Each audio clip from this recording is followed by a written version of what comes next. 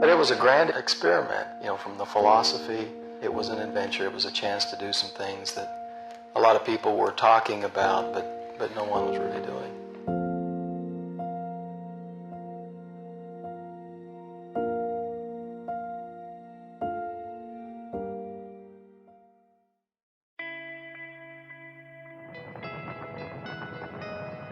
Some really cool things happened in 1969. Neil Armstrong landed on the moon. A generation changed the world with 3 days of peace and music at Woodstock. And in South Oklahoma City, the dream of a junior college was destined to become a reality. Well, there were so many people on the south side of Oklahoma City that thought they had been disadvantaged with appropriations for education. And a group of both the legislators and my individual business supporters approached me and said, "We think it's time with your administration change to be able to do something for the South Side." In the winter of 1969, the people of South Oklahoma City voted to form a technical college district. The community supported it, yeah, they sure did, and to the extent that they were willing to vote the taxes on themselves to help pay the cost of the creation of the college, that was something that the community had an involvement in. They had before, it would never have happened. I knew something was different when we went to work on the 4th of July and when we went to work in a furniture factory. By 1970, Sock Jock's first board of trustees and college president was approved. All that was missing were a faculty, staff, students, and an actual school. By 1971, things were moving forward. 143 acres of land on Southwest 74th and May Avenue was chosen as the college site. The community was invited to the groundbreaking ceremony in the fall of that year. On January 13, 1972, the construction of Phase 1 began. The newly hired faculty and staff made a temporary home in an old furniture factory. They had to develop a curriculum in 60 days. The thing I remember the most about it was really cozy. We were all crammed into, in essence, one room for most of the time. And we had tables to work on that were just butted one up against the other. And so you sat there with your elbows literally hitting the people next to you. On September 25, 1972, South Oklahoma City Junior College opened its doors to the community. 1,050 students had enrolled, but this wasn't your grandfather's junior college. I had a hard time finding it because the college was underground. You couldn't see it from May Avenue. And so I thought, I've been spoofed, there's no college here. Well, it was a real radical time for the country and for kids, and we were all kids at that time. And so the college kind of fit in because it was a mastery system, it was open classroom. And I think one of the strengths of the college is that we were allowed to try different things, and we didn't have to be afraid of failure. And from what I've heard, the college is still very much like that. The college was just getting started. By 1974, construction of the main building was complete, and the first commencement was held for all 5 of the first graduates. I had no idea that it would do this. Starting from the small building, I knew it had a lot of possibilities because they had some terrific instructors. We learned a lot, we enjoyed the classes. They seemed to expand a lot and give us a lot more opportunities. We just had a lot of fun, made a lot of friends, and really learned a lot, and it was a good beginning. And it was unusual because I'd never been in an open classroom situation before, but it worked quite well. And in almost 50 years, the college grew and grew some more.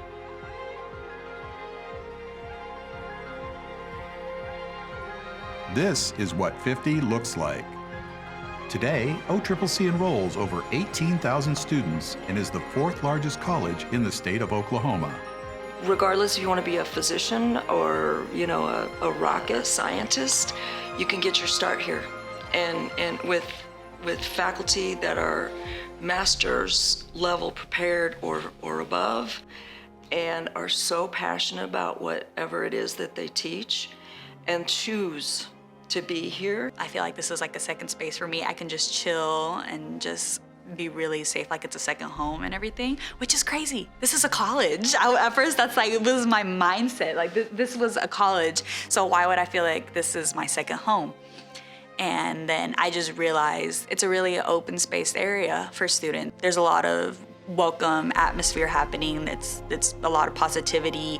I hope people are proud of us. I really do, because as we're a small community college. We struggled through COVID and we fought through that. So I believe in the next 50 years, whatever hits OCCC, we're obviously gonna fight through it, because even though we're a tiny college, I say we're a strong college. We're impactful, we're positive, we're inspiring, and that's a lot to say about OCCC. The community is who has believed in us and walked alongside us. We want community members and businesses and industry to know that we are here for them, and we want to continue to be a thriving campus community. And so we welcome, partnerships from industry, from businesses, and really all sectors. That is how we've been successful, and it's how we will continue to be successful. Oklahoma City Community College is indeed a good place to start. Made for the community, by the community.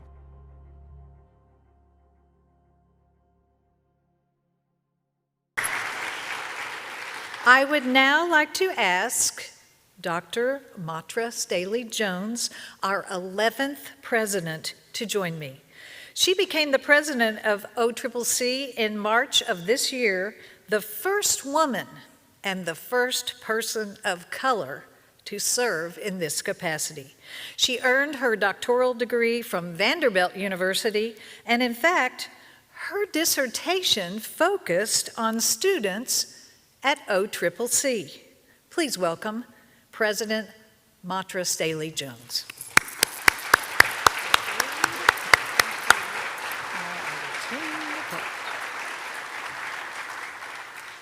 Thank you, Gwen. Good afternoon. As we can only imagine, launching a new college for South Oklahoma City took a lot of work, especially in the community. Without the leadership and hard work from the South Oklahoma City Chamber of Commerce, we would not be standing here today. Please welcome Brandy Mertens, Chair-elect of the South Oklahoma City Chamber of Commerce.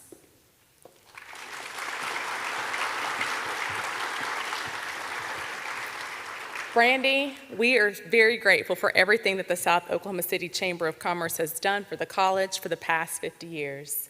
The Chamber and other community leaders saw a need, developed a plan, knocked on doors, sold area residents on the idea that investing in education was an investment in the entire community. Today, I am honored to present this token of our appreciation to you on behalf of all the members of the South Oak Chamber who have supported the college through the years, but on behalf of our regents and our governance and our faculty, staff, and students, we applaud you and the Chamber's work. Thank you. Thank you so much.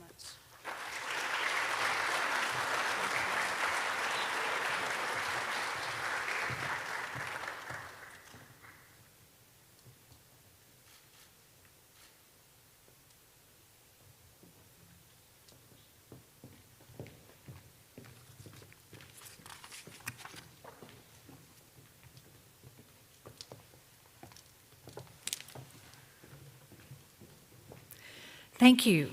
In addition to the grassroots efforts in the neighborhoods of South Oklahoma City, the efforts at the state capitol to establish a new college took great persuasion and persistence, with a good dose of politics thrown right in. There were many who helped carry the torch from both sides of the aisle, and often with passionate ideas about how to proceed. But even those ardent partisans can look at the college today and be proud of the work that was done. Please welcome retired Oklahoma State Senator Marvin York and the sons of the late Al Snipes, Marshall Snipes and Bill Snipes.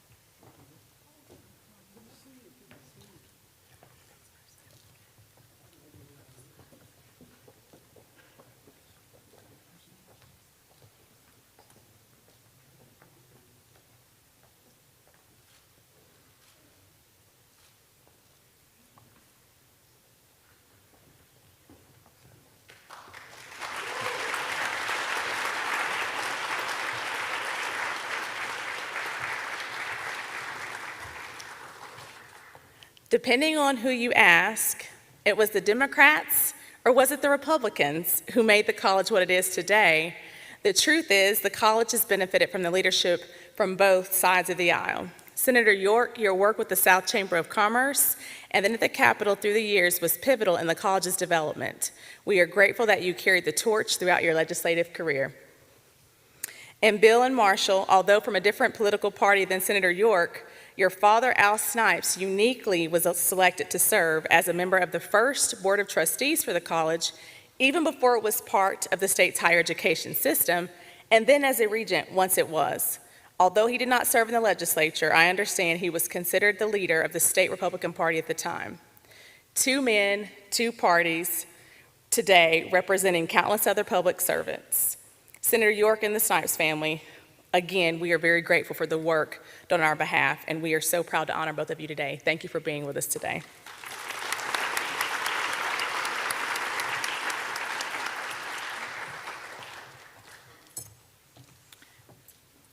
Serving as president of the college is a dynamic job requiring a wide variety of skills. Although former presidents Don Newport, who resides in Michigan, John Cleek, who resides in Kansas, and Jerry Stewart are unable to join us today, we are grateful that President Paul Sechrist and the daughters of President Bob Todd are here today. Please welcome Dr. Sechrist, Lisa Todd, and Cindy Todd Bartley.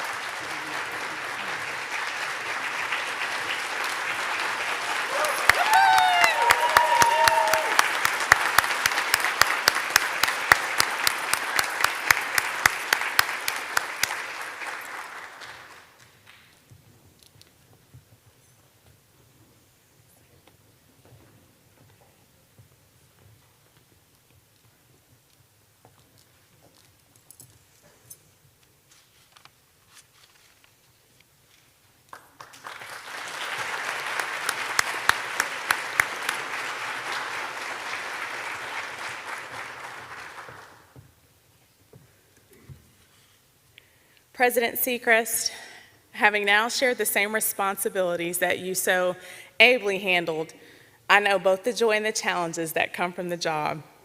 Thank you for your service and for the lives you helped change through your leadership of the college. Lisa and Cindy, as a mother of 3 children myself, I understand how the families of our college presidents provide support and encouragement in so many ways. Thank you all for joining us today to help honor your father's service to the college.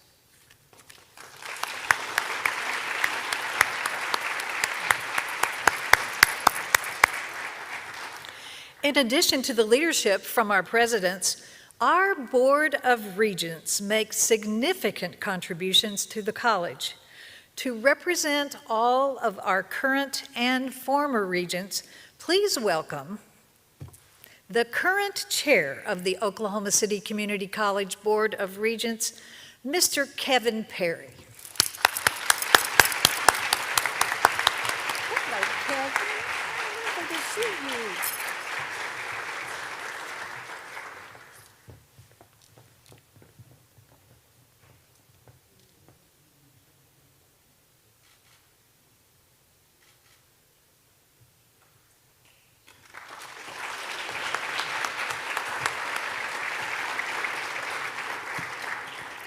Regent Perry, a 7-year appointment to the Board of Regents is a significant commitment from those who accept that responsibility, and the college has been led by men and women with a variety of talents, skills, and backgrounds. Thank you from the bottom of our hearts for your service as a regent. We appreciate you and all of the regents that have served so proudly. Thank you.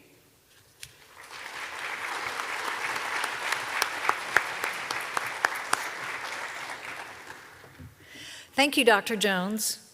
At this time, we would like to honor all of our current or former regents of the college Would you please stand and be recognized if you have served OCCC?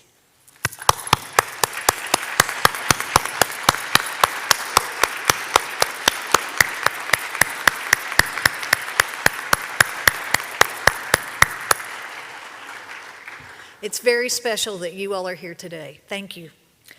Next, we're in for a real treat. We have gathered a few members of the earliest faculty and staff, dating back to that first day of classes in 1972. These are some of the people who inspired me to become a faculty member, because I happened to be here to create the 15th anniversary video, and I got to interview them, and they were so inspiring that I just knew I had to be a part of the faculty at OCCC. Of course, it was Oklahoma City Community College then, not OKC Community College. Or how many names have you come up with, by the way? A bunch. So let me introduce them to you, because these are the people that say they were in the room when things got started. Please welcome to our conversation Dr. Gus Piquera, who served Oklahoma City Community College from 1972 to 1998. During those years, he served as an original educational consultant, math professor, program coordinator, dean and associate vice president for academic affairs. In 2008, he rejoined the college to serve as director of the Oklahoma City Downtown College Consortium until 2014. And in 1983, he was honored by the National Association of Community College Trustees as Community College Teacher of the Year. Gus Piquera.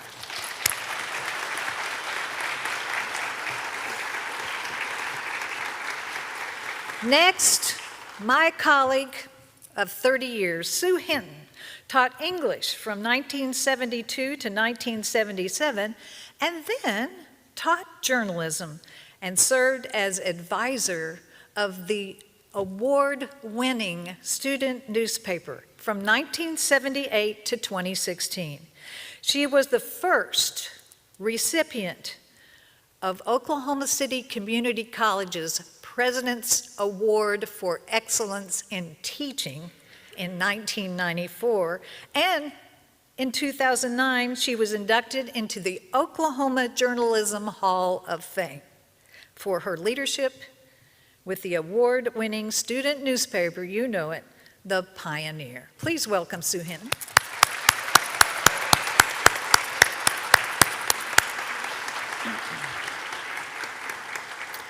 Richard Rugard served in a variety of capacities from 1972 to 2008, including, and you might want to write all these down, professor of English, assistant program manager, now known as assistant dean, program manager or dean of media and arts, professor of communications, and professor of composition and literature. For those of you in the academy, you'll also appreciate that he served as editor for 2 institutional self-studies for accreditation. Remember those? He also served as advisor of the OCCC chapter of Phi Theta Kappa International Honor Society. Please welcome Professor Rugard.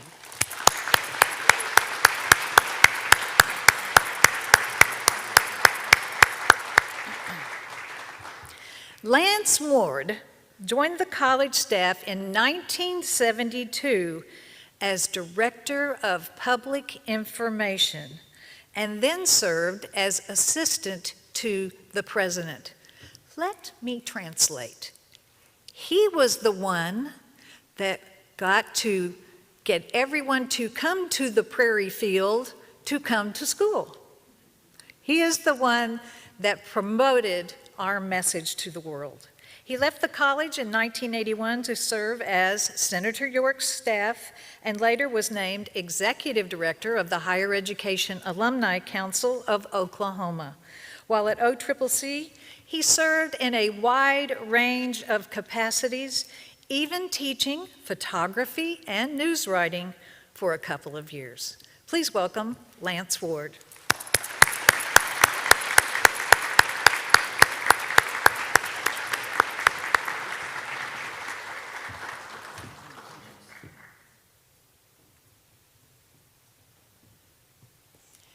And now we're going to tell it like it was.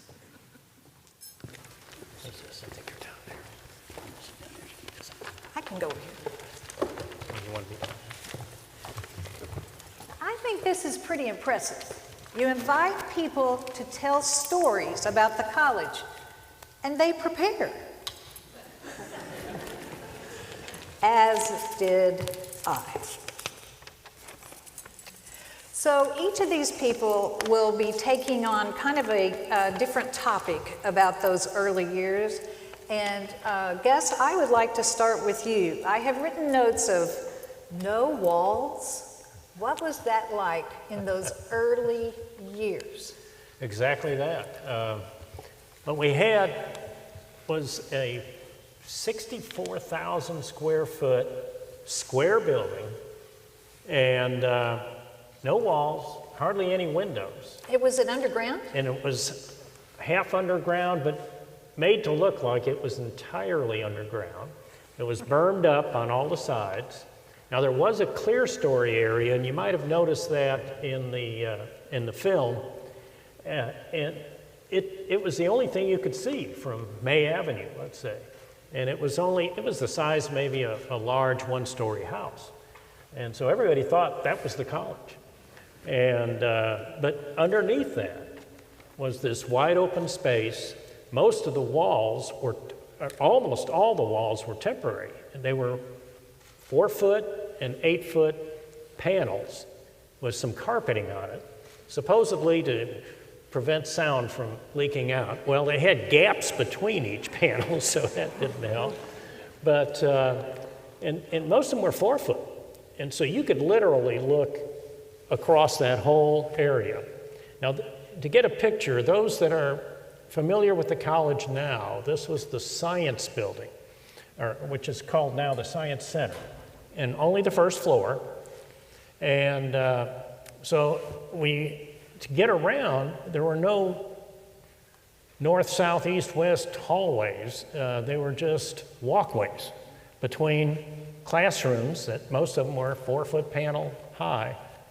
And so we created, as a mathematician, I helped on this, we created a coordinate system, A through H and 1 through 8. And so that was the grid. And and there were columns every 30 feet, and that created these spots. And the only signage we had was some numbers hanging from the ceiling, like B5 and so forth. And then we had some graphics, super graphics for the bookstore and the Learning Resource Center. And those two areas did have taller panels, 8-foot panels. But had some challenges. Yes. And when did the fountains come into the college? Because maybe if you've only been here in the past few years, you don't remember there were fountains dug in the floor, and they had no rails around them or anything. And so when a young mother with her child would walk in, you know where the child went. He ran straight into the fountain.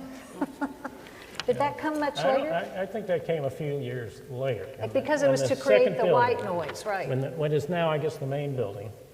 And that was, the fountains are there.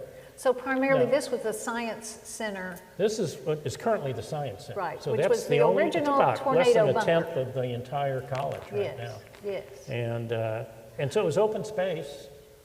We had a little problem with water because it was also half underground. And when it would rain, we'd get water in the building. Even the light rain we'd have dripping water down these columns. And so that was another challenge. Yes. And weather provided another challenge. When we had a tornado warning in the area, now we might have had 1,000 students the time, but we ended up with more than that in families that came with the whole family, grandpa to the little toddlers, and their pets came to the college because they thought that's a safe place to be. Yes. It's underground.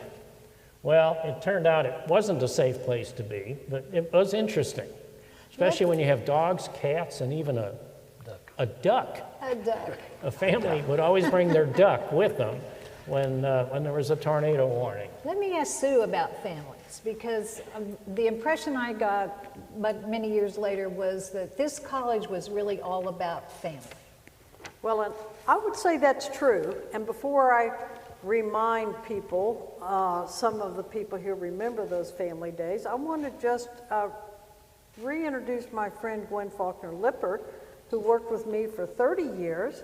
And the teaching award that I'm so proud of, she got the same award a few years later and served on the Oklahoma Broadcast Education Association board for 2 years, which typically two-year college faculty don't get to do. She is an outstanding teacher and an outstanding professional, and she came into the college a little bit past the family days, but we kind of had social events. One of my favorite memories, and you can see I've got notes because I don't fully remember everything that happened 50 years ago, but one of the things that happened after prep and planning week, so the faculty come back a week before the students, and then at the end of the week we had a cookout. Now, we didn't have the cookout on campus because you see all the lovely trees. The lovely trees got here pretty much with Dr. Sechrist. There were a few before that, but the whole forest came about, 15 years ago. So we had a venue that someone offered us, and they brought out the charcoal grills, and the cooks were the president of the college and all of the president's top administrators. And we had enough time to go home and get our spouses, get our kids, and it was a good time. Other kinds of little family things that we did, the Halloween party. First, it was almost the Halloween party for the faculty and staff, but the students came, and I have a particular memory. One of the events was a fun house or a spook house, and Steve Cam is here somewhere because I saw him come in. Steve Cam is like 6'6", and he was the Frankenstein. And he had his hands up like this, and he's staggering around the room, and he scared all the little kids, and he scared me. And I knew who it was. I knew that was Steve Cam. That continued, in fact, quite a long time, and it kind of morphed into a student and neighborhood Halloween party.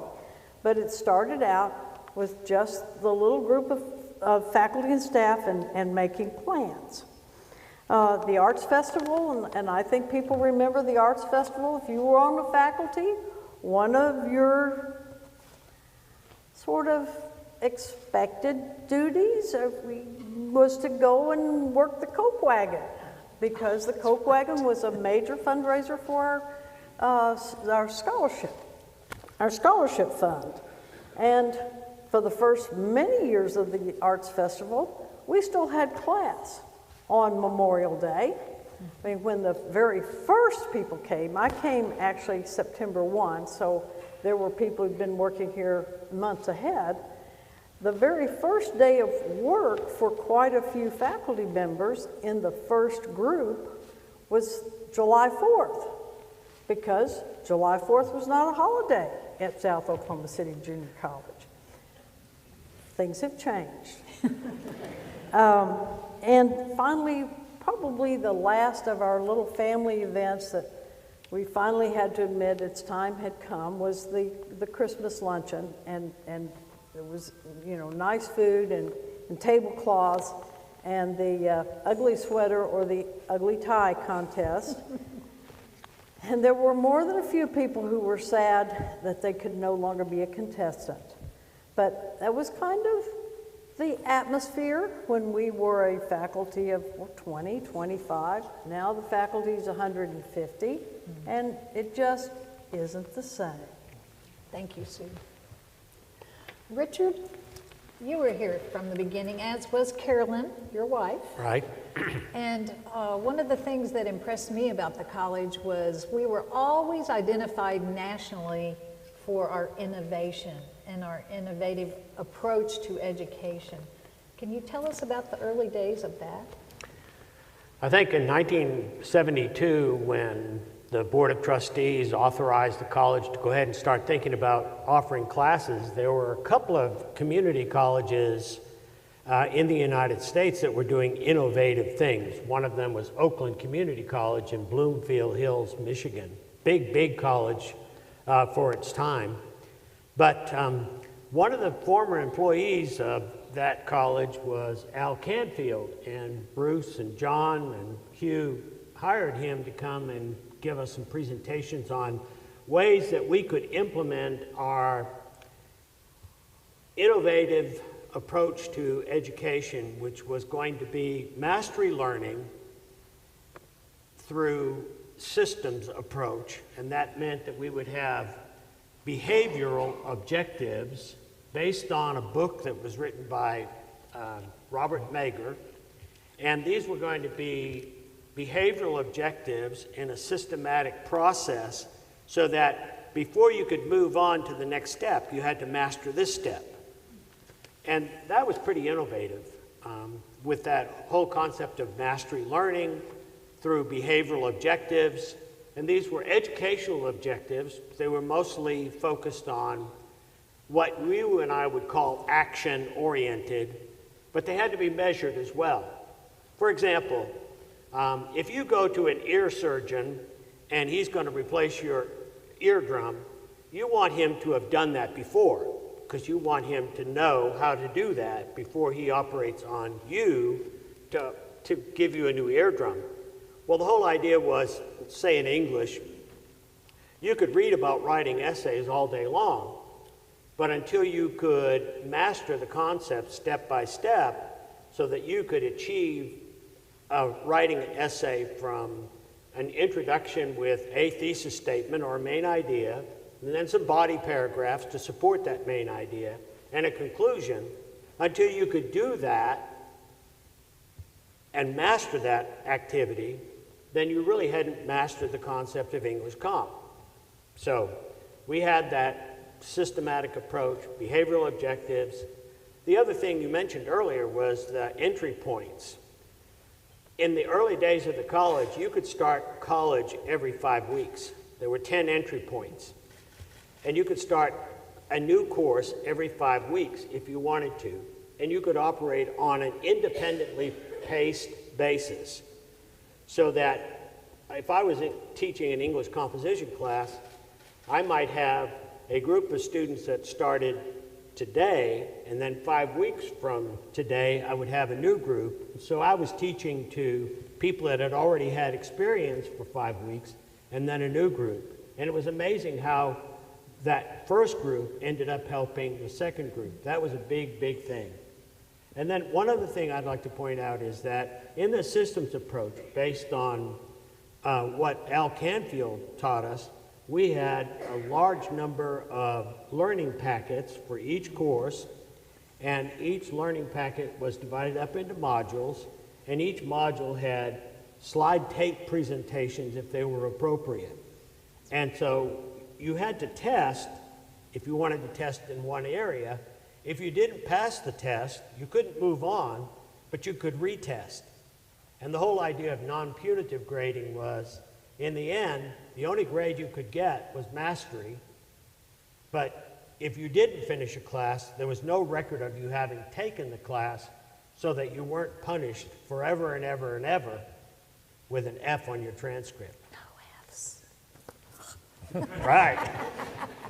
Well, and something else that struck me when I first came here, Lance Ward has actually written a book about the history of OCCC, if you will, and or OC Forever, or OC3, or have you come up with your own here? Lance, but what I remembered was the first students called their professors by their first name. There was no Dr. Roulard, there was no Dr. Piquera or Professor Hinton or Professor Falcon or Lippert. It was, hey Sue, what do you think about this? Can you add that kind of uniqueness? What would you like for us to know? It was very informal. You could see everything that went on, for one thing. There were only a very few of us, relatively speaking, compared to any other institution around. So that we got to know each other, and we got to know our students. It was just the natural thing to do. There was no pompous atmosphere there. I came from newspapers. They smoked cigarettes and drank whiskey and cussed. And these folks didn't do that. Well, not out in public anyway, not so folks could see. It was a very informal, comfortable, family kind of place. Now, Vaughn told me I was supposed to talk about the ways that the faculty and staff who was hired to do math or English or whatever ended up doing other stuff that nobody ever heard of before. Well, that's pretty easy. There were only, what, 20, 30 at most of us. Sue and I came on September 1st. We were latecomers. There were half a dozen or more before we got there. And there weren't very many of us to do everything that had to be done very quickly. So all of us pitched in to do whatever needed to be done at that time, and we ended up doing pretty unusual kind of things for a math teacher or an English teacher. And that's what Vaughn kind of asked me to come up with, are some of those things. So, and I know you've got a hook over there or something to pull me in. I have to write this down or it'll go on. See, these guys have limited. You let them limit their talk to family or to building. And I'm told to pick about stuff that is kind of interesting that nobody expected. And every one of those instances is a book all by itself, like the truck that came into the college and the people that, you know, I can't tell you that story without telling you 15 minutes worth of setup and 15 minutes of what happened afterwards. And you have 3 left. So I'm going to do this. I wrote all this stuff out because I wanted to limit myself, and I know that when I'm speaking from memories are subjective. Yes. You and I can see or observe, participate in the same thing, and 50 years later, we'll have very different memories. Doesn't mean we're either wrong, might be right, but different. So if you disagree with me, as my wife does occasionally, the answer to all of that and your criticism of what I'm about to say is yes, dear. So, yes, dear. It's a man's world, and then you say, yes, dear. You kidding me with this lady sitting over here? Yeah, you got it. You had to build the desks. What? You had nothing when you started. As I understand, the faculty built the desks, made all the rooms. You had to start. You started with nothing, and here you're building a college. It was Keystone Cops. When the information came down that the college is going to open the buildings, that opens faculty and staff, you can start moving in. They piled stuff into every pickup, every VW, everything there was, and it fit. There wasn't much to take, and they went over there and started that college out of their trunks of their cars, basically. Mm-hmm. There was very little equipment. Had to have the basic tools, and that was about it. Mm-hmm. So everybody had to do things that they were not prepared to do, but they did it well and got it done. I worked for a newspaper. I had written stories about the college for 2 years before I was hired. David Blakeman, who was the right-hand man to John Cleek, and some other names that ought to come up some today, I think, called me and said, would you like to come to the college and do that kind of stuff, write things and do publications for the college? Well, sure, I'm doing it now, and if you're going to pay me more money, I'm going to come. So I became Director of Public Information. That's all fine and good. But somehow or another, I also ended up teaching news writing, and photography. And that's the other 2 or 3 stories too. But we had to equip a darkroom, enlargers and stuff. And on this particular Friday afternoon, I had 2 work-study students and a flat car, push one of these flat truck car things with stacked furniture and things on. And we were moving equipment into the 2nd floor of the 3-story building for the enlargers. It's Friday afternoon. It's hot, sticky, sweaty. And we got all that stuff finished. And I was pooped. I was sweaty and dirty. So I sat down in that flat car. And the work-study students pushed me to the elevator and mashed the button. We started down. When we got to the bottom, the door opened, and there's Bruce Owen, Vice President of Instruction, with some guests. He kind of looks down at me. And this is our Director of Public Information. And he walks away. Well, that's kind of how things were then. We just did whatever had to be done. One more story, and then I have to give the hook. Yeah, no, I've got pages. You have, what? 2 stories. You're a writer. Compromise. 2 quick stories. What is the most remarkable thing to you? What? What is the most remarkable part to you? The most remarkable part of what? Of our history. Oh, my. And we're only covering the first 3 years. That it got started at all. You've got Marvin York back here. You've got some other people from the South Oklahoma City Chamber of Commerce. Right. Who were really involved in that. Those are, to me, are the real founders of this place. Mm-hmm. David Hunt was on the original board of regents, and you know, and David died a few months ago. Those are the real founders. I feel like I'm kind of Johnny come lately. These guys got in there and did the hard work, but the founders who dug that hole, or got the hole dug, did all the petition work and election work and all that kind of stuff, and then tossed in some magic dust, and then put their blood, sweat, and tears into that hole, and it germinated and grew into this. That's what I remember best, and I am amazed when I come out and see it now. And I'll quit. I've got lots of stuff. That's beautiful. Thank you.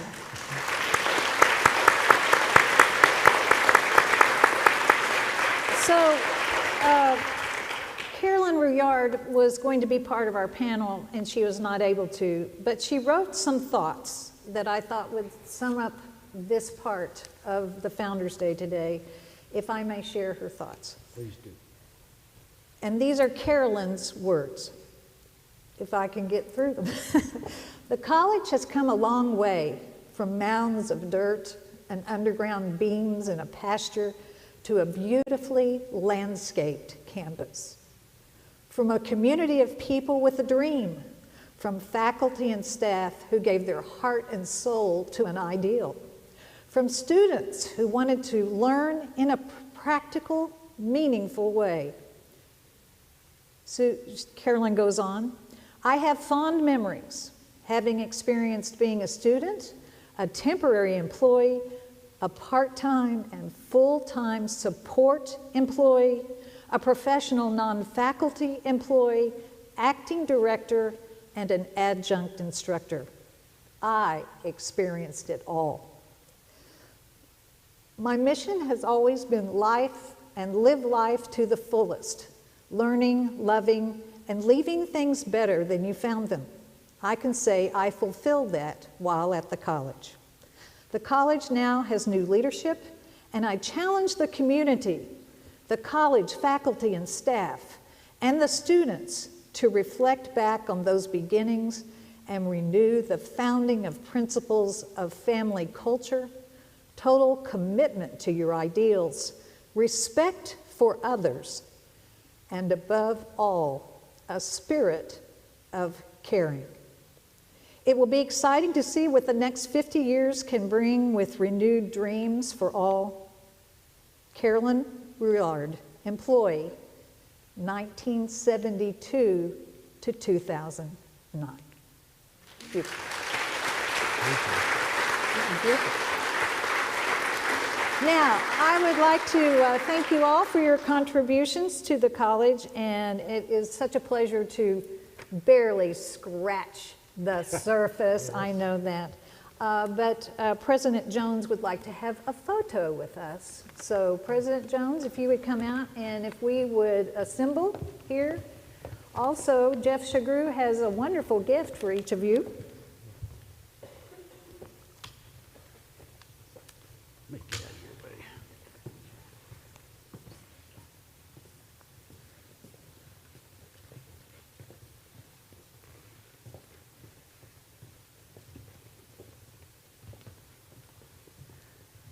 You can do the photo first, yes.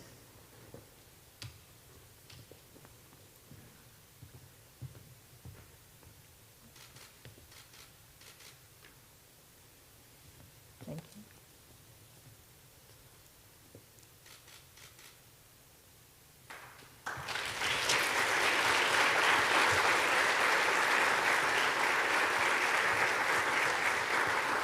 Our distinguished panel here are only a few of the originals, and I know that each one of them could go on for hours, and it would not be right if we did not have Steve Camp jump up and throw his arms up. So if you were an original faculty member of OCCC, please rise and let us recognize you.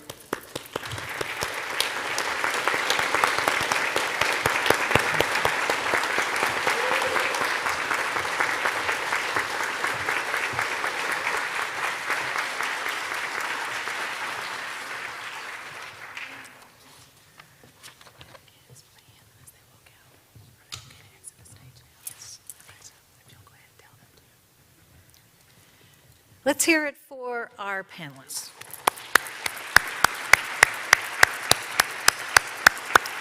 What a job well done.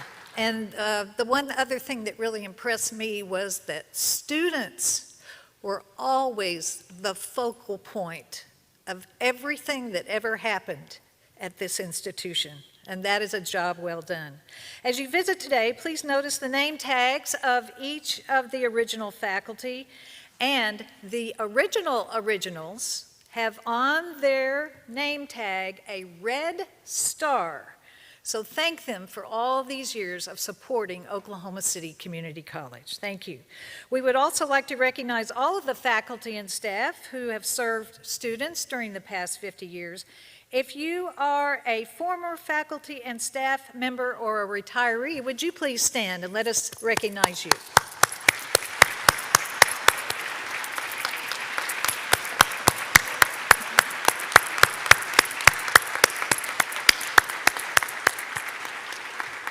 And of course today there are countless members of the faculty and staff who are charged with continuing our legacy.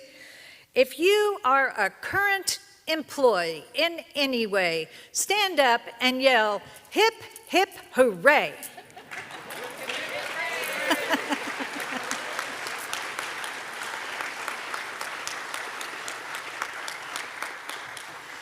By 1974, South Oklahoma City Junior College held its first graduation. 5 students. These 5 graduates were Connie Gardner, Donna Foster, Robert Franks, Elizabeth Howell, and Joseph Fournier. Although he could not be with us today, we are grateful that we have connected with Joe Foreigner, in North Carolina, and he would like to bring his greetings. Hi, I'm Joe Fournier talking to you from North Carolina.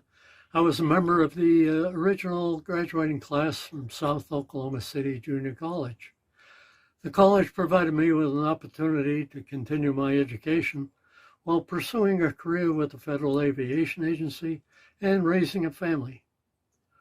Oklahoma City Community College has expanded, but continued to provide that opportunity for the community. I'm sorry I can't be there today, although I may have a representative there, but congratulations to OCCC on its first 50 years. That was very special. Thank you, Joe. And we are pleased that Joe's granddaughter, Caitlin Fournier, who works at the University of Oklahoma, is able to be with us today. President Jones, would you please return to the podium And everybody say hello to Caitlin. Thank you for coming, Caitlin.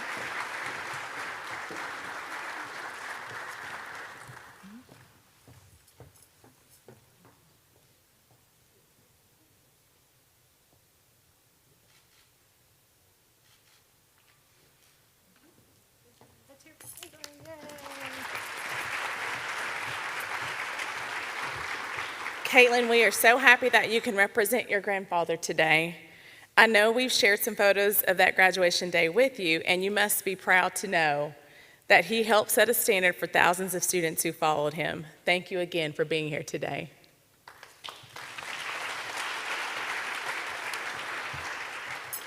Thank you, President Jones. Like our original 5 graduates, we now wish to acknowledge all of our alumni and former students. If you have ever attended a class at Oklahoma City Community College, now or in the past, please stand up.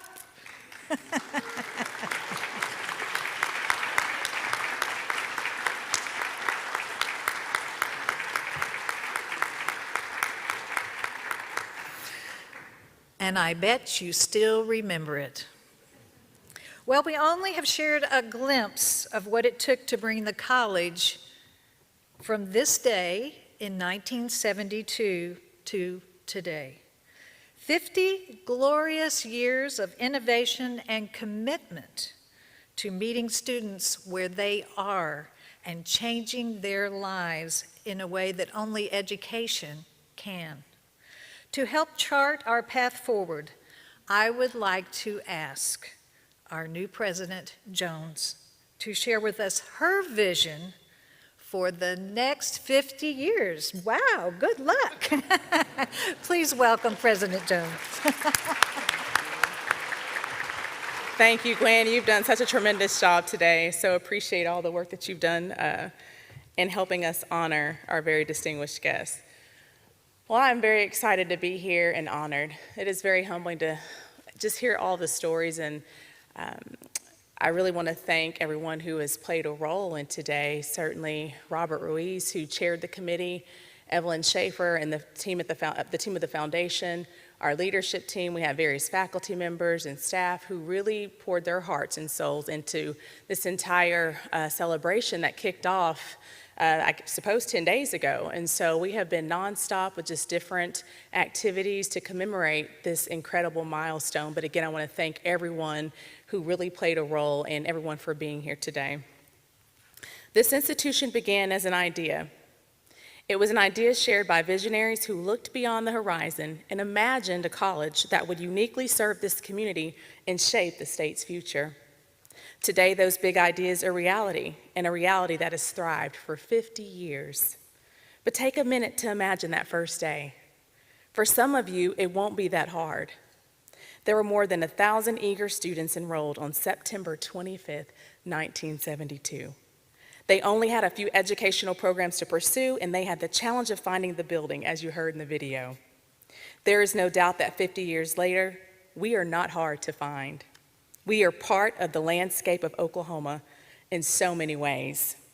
When the doors opened in 1972, this fine institution served as a unifying resource to the community, and I am proud to say that remains. Oklahoma City Community College continues to be a symbol of optimism and hope for students of all ages, and we will forever stand as an innovative leader, redefining what it means to be a community-focused, student-ready educational institution. OCCC was founded on innovation, and I can confidently say that the tradition of innovation and excellence has only grown stronger. Today's educational offerings are unparalleled. Last year, we welcomed over 17,000 students who could choose from more than 60 degree programs and certifications. We are also laser-focused on partnerships with industry. We are charting a path to meet the expanding and evolving needs of Oklahoma's workforce, and our work is being seen on a much larger stage. The OCCC Business and Information Technology Division recently received national recognition and accreditation by the Council for Business Schools, while the Cyber and Information Security Program has been designated as a National Center of Academic Excellence by the United States Department of Homeland Security and the National Security Agency. OCCC cybersecurity program also works directly with Microsoft as one of 14 colleges nationwide to be accepted as a recipient of the American Association of Community Colleges on their Cyber Skills for All Community Colleges Lead the Way grant initiative. The OCCC nursing program is an integral part of the medical community as our students have an above national average pass rate of 97% on the National Council licensure exam for registered nurses. Also in health professions, I'm proud to say that our anesthesia technology program is expanding beyond state lines to Missouri. OCCC has played a major role in the exponential growth within Oklahoma's film industry. We were named one of Movie Maker Magazine's 40 Best Film Schools of 2022 in the United States and Canada, and the list recognizes schools that prepare students for every aspect of movie making.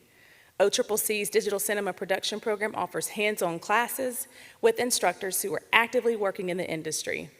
And we are proud that the program that started now also has Academy Award-winning producer in OCCC's Artist in Residence, Gray Fredrickson, who alongside the faculty and staff of that department are making waves in the industry by preparing our students. This institution is embracing innovation when we think about who attends college. This year, we kicked off early college for 9th and 10th graders and increased the educational pathways for 11th and 12th graders to graduate with their associate degree and a high school diploma. The list of accomplishments goes on and on.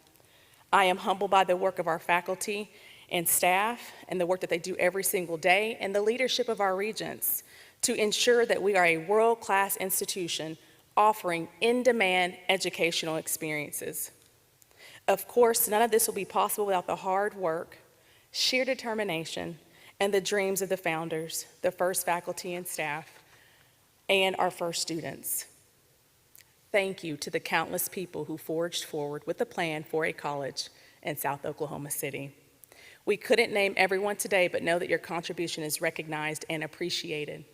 For those of you with us, I hope you are able to feel the appreciation and love from us today for your many contributions to ensuring our college's success. I hope you also know that we will continue what you started. Today's faculty and staff are innovators. They are passionate about the purpose of this college, they are protectors of our past, and they are forward thinkers who want the best for our students. While 50 years is an incredible legacy of achievement to celebrate, I hope you'll join me in turning your eyes to the future and envision the next 50 years. Imagine how bright that future is now. Imagine the endless possibilities of what we can achieve working together.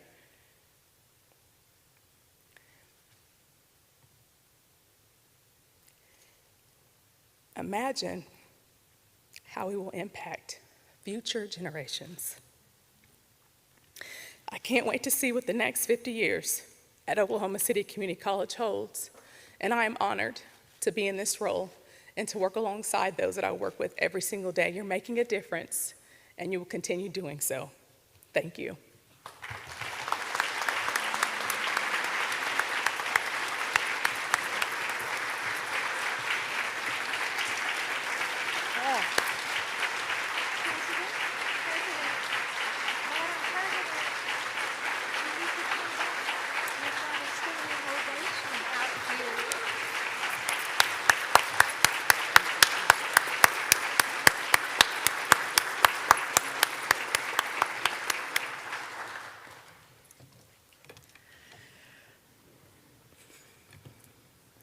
Thank you, President Jones. I think we all share your optimism and passion for continuing the legacy of those we have honored today. How wonderful is it to be lifted up by your leader? And I think we have all experienced that. I used to end my classes by saying, "It has been my privilege to be your professor." I'd like to say to you, it has been my privilege to take you on this journey today. And I know you all feel the same way about this very, very special place. And now, when I used to make fun of the students for all those different names, there was one that was OCCC. Oh yeah, that's OC forever. And I thought, well, that's kind of clunky, but you know, I think it rings true. OCCC forever. Thank you all so much.